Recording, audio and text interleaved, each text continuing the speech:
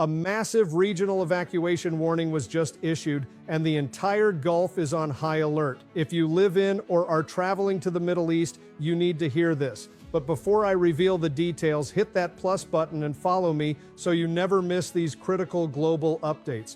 Recently, Syed Mohammed Merendی, a prominent Iranian academic, posted a chilling warning on X. He stated that people should immediately evacuate Kuwait, Bahrain, Qatar, Saudi Arabia, the UAE, and possibly Oman. His message was blunt. If the Trump administration continues pushing this escalation, the key infrastructure across these nations will be targeted, making them completely unlivable.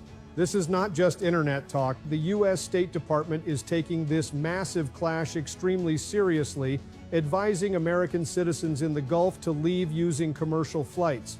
In fact, the Assistant Secretary for Consular Affairs posted an urgent message telling U.S. citizens to depart now from over a dozen Middle Eastern countries due to serious safety risks.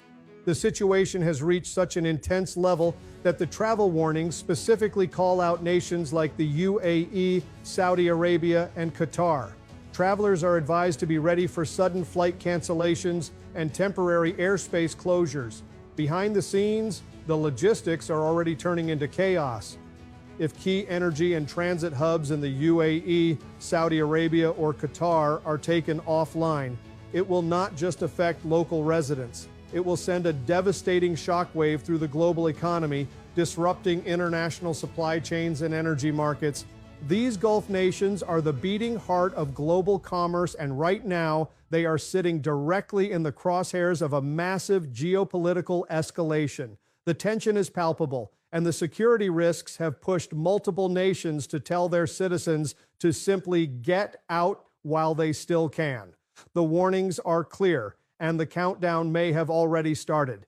Do you think this massive global conflict will reach the point of total infrastructure shutdown in the Gulf? Or will diplomatic channels cool things off before it is too late? Drop your thoughts in the comments and follow for the latest updates.